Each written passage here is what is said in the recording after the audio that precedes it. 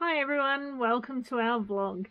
Well, Pete's been busy over the last week or so working on one of his many projects, so in the meantime I thought I'd just put together a little bit of a trip down memory lane for us and put some photos of our time spent on the Four Counties Ring.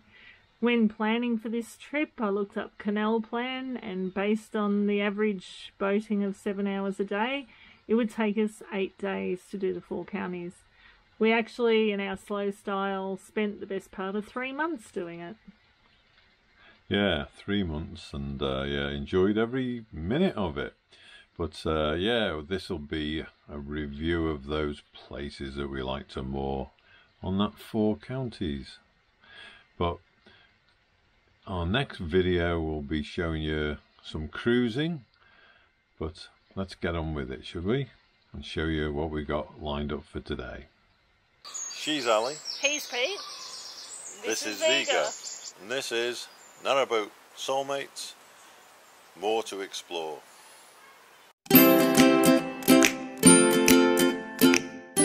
How do we come up with 20 moorings out of all those places we stopped? Well, it's got to have national trust properties nearby if possible. Got to be dog friendly so we can take Ziga out and about. And also, as you know, Ali and I like a decent pint, so there's got to be real ale nearby. Well, we started off leaving Aqueduct Marina at Church Minshaw, which is about the top left of the screen on the blue line, and we made our way anti-clockwise around the Four Counties Ring. And we did a couple of diversions along the way, but if you exclude those, we actually spent 85 days cruising around the ring. We stopped at over 40 different mooring locations as we made our way around the ring, but of course we've only included 20 in this vlog. You can't fit them all in. So here's some of the other places that we really enjoyed along the way, and perhaps we'll feature some of these in a future vlog. See how we go. And this is a lovely place to stay a couple of days. Ali gave me a bit of a rest. You got picnic tables, lovely views, and I think the sun even shone on us. But yeah, great spot. Ziga could watch the squirrels on the opposite side of the canal. My first visit to the old Barbary Gin was back in September 2018 when we did our helmsman certificate, and we were moored out back here for a couple of days. Love the pub, serve great wheatwood beers, and anytime we're cruising past the bar bridge, we've got to call in at this pub. They do great food too. This is a great place to stop, and of course famous for those flight of locks. But yeah, we love walking around the lake or reservoir and seeing the views, just the job. And of course Ziga really enjoys his walks around here, as you'll see in the upcoming video.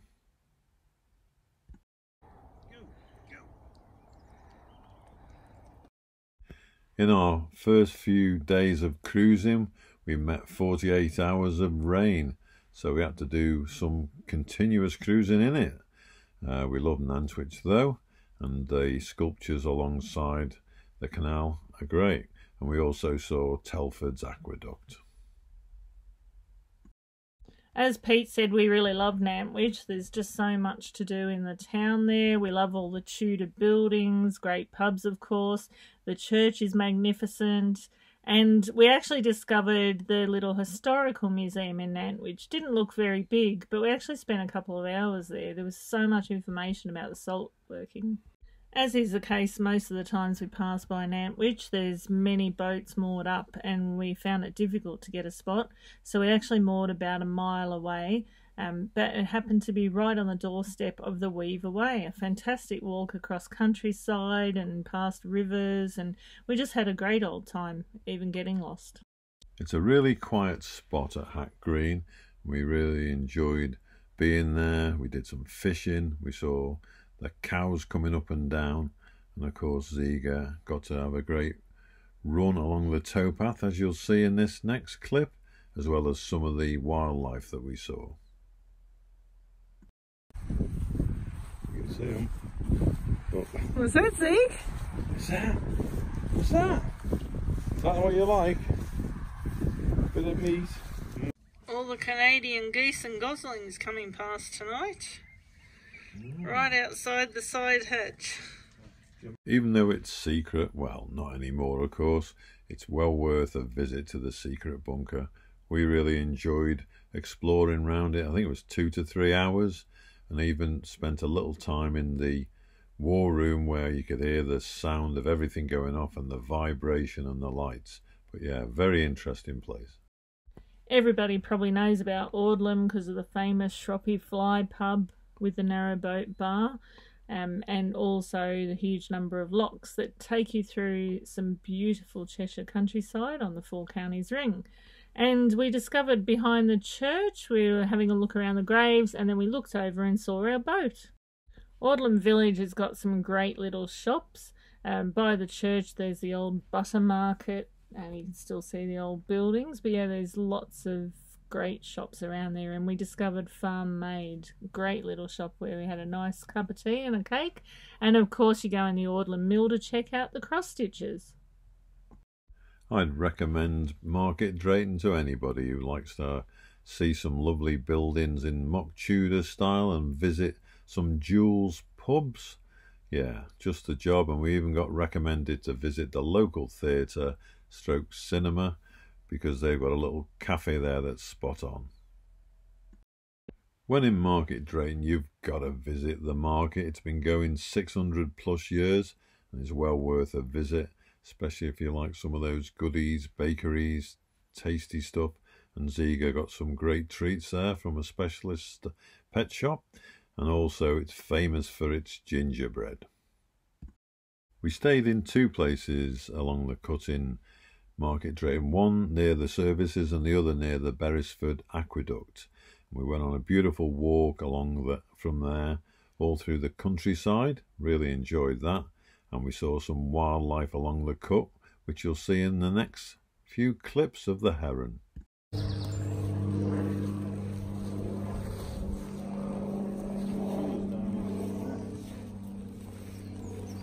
he going to fly up?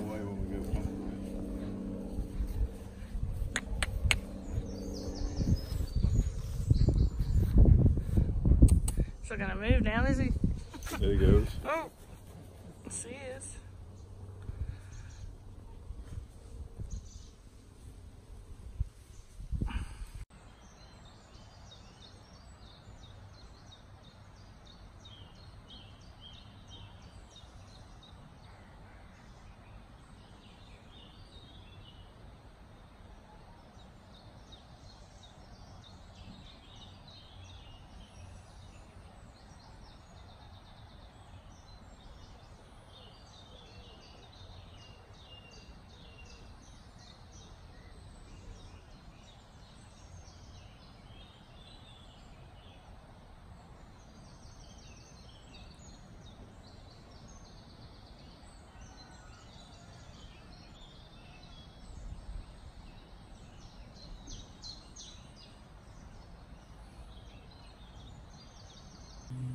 Got it now on video. Got the fish. Oh, fantastic.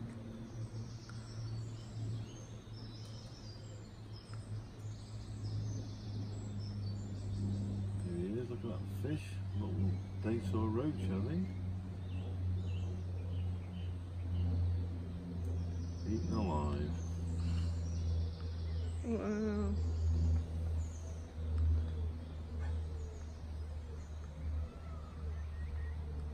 Is it gone? Oh, gone down his neck. Is it going down the neck? Yeah. Wow. How amazing is that? Oh, look at it. Is he going to get another one?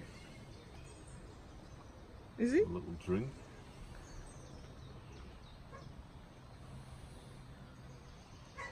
I say nosel, other people might say nozzle, etc, etc, but it is a good place to visit.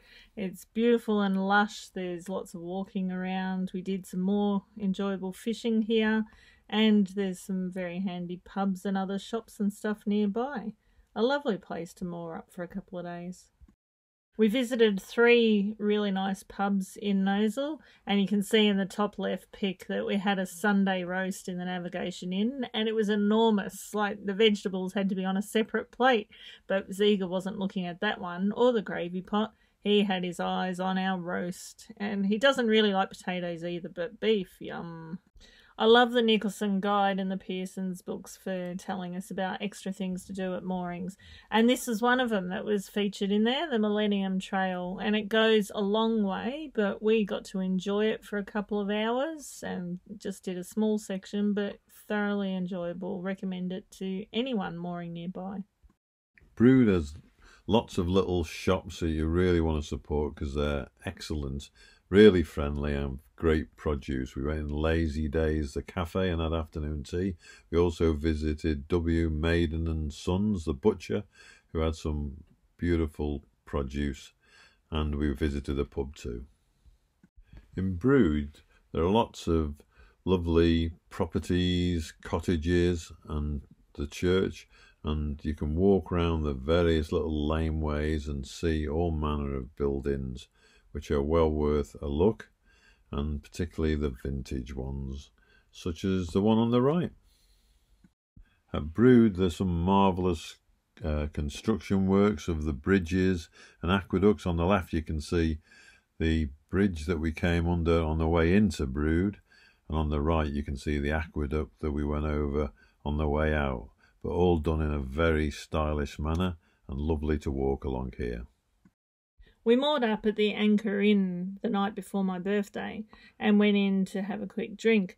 Soon found out that the pub had great food and drinks, and that the Birmingham Dogs Home were taking it over the next day for a fundraising event. So we decided to stay on for a couple of nights, went to the event, and Ziga got to try lots of yummy treats. Who doesn't like to moor at Tixall Wide? Beautiful spot, great sunsets, and also you can see the wildlife. Those kingfishers, well, we haven't seen them yet actually, but we're told that they do come there, and of course you can see the beautiful building on horizon across from you. No kingfishers at Tixall Wide for us, but we saw the swans, the heron, also Canadian geese and ducks with their ducklings, beautiful wildlife.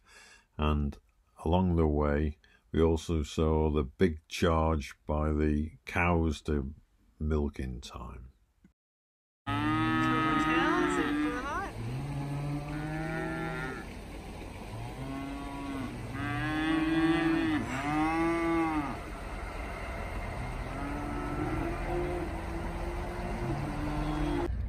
Here we are leaving Tixall Wide on an absolutely glorious day.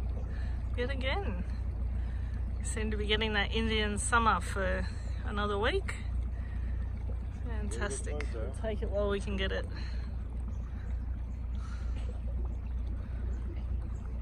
Absolutely wonderful place to stay. Tixall Wide.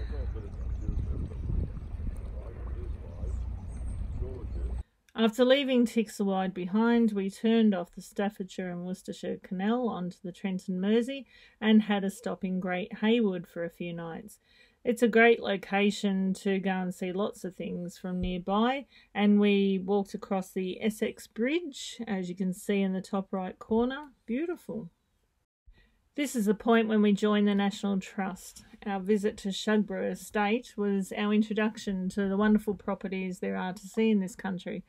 And we spent hours here. There was so much to see inside the mansion and in the grounds, and we even came back the next day to see the Litchfield apartments. Fantastic. On the day that Pete was recording his weekly radio show, The Soul Scene, Ziga and I disappeared for about a 6 or 7 mile walk. We went down the canal towpath quite a way and headed to Cannock Chase. It was just past Little Haywood, and it was really good for Ziga to have a good run around for a couple of hours. We'd heartily recommend Western on Trent, especially the 2 pubs, the Saracen's Head, where we had lovely beer and a great meal, and also the Woolpack, which had great beer, as I remember. And we also got some eggs from a cottage right next to the canal, as you can see here. We also took the opportunity of using our car to go to the Amerton farm and railway. Yes, we managed to have a good look around there at the produce available, get an ice cream, and Ali loved seeing the steam train and took some video footage, which we'll show you now.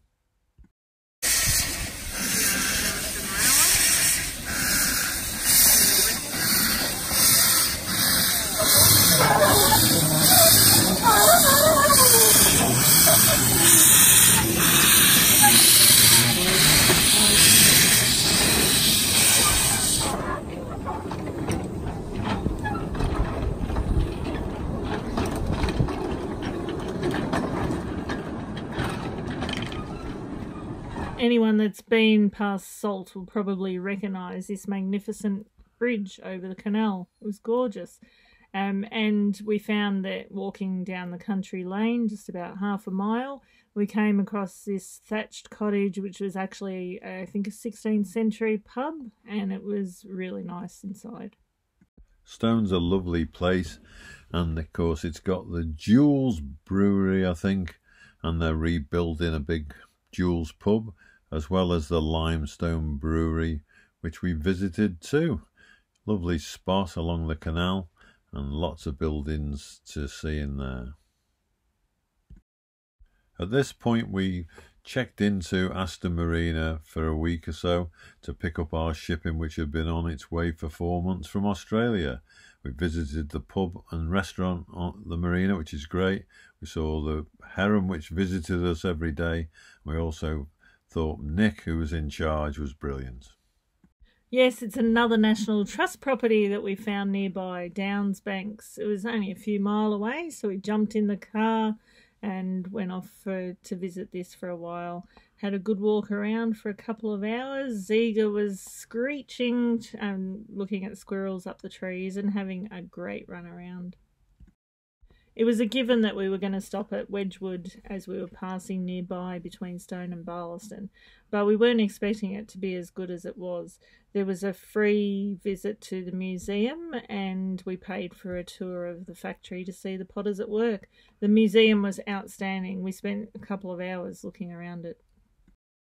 Mooring at Westport Lake gives you some great opportunity for walks around the lakes, which is good, as well as being able to walk into Stoke, which we'll tell you later.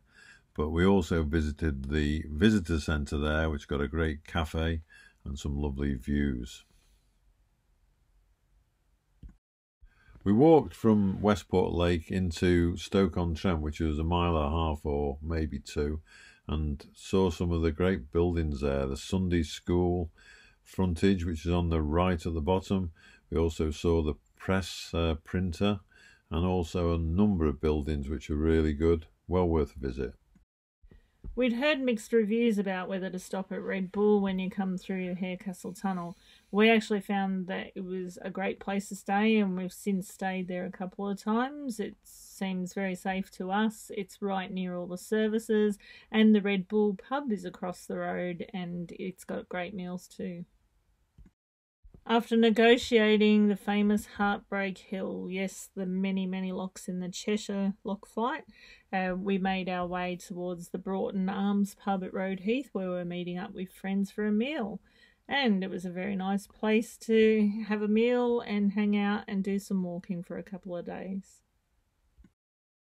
Only a few metres from where our boat was moored, opposite the Broughton Arms pub, there was the Roadheath Rise, which was a nature walk. And of course, Ziga found plenty more squirrels to bark and screech at. And we enjoyed very autumnal walks through this for a couple of days. Beautiful. At Clive Green, it was a good place to park our car relatively near. And also we had good views over the Winsford Flashes when we went on the towpath walk.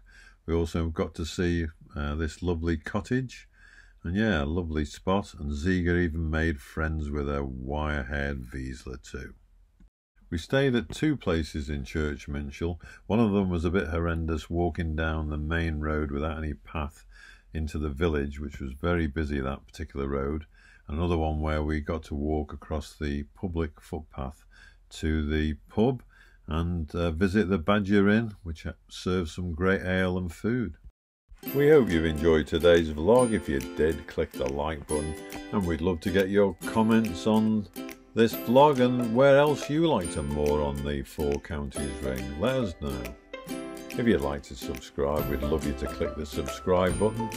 And remember, if you click the bell, you'll get to know when the next vlog's out. And that one's going to be a cruising video. Yes, we'll be back to cruising and give you that lovely experience. Take care out there, stay safe, till next time.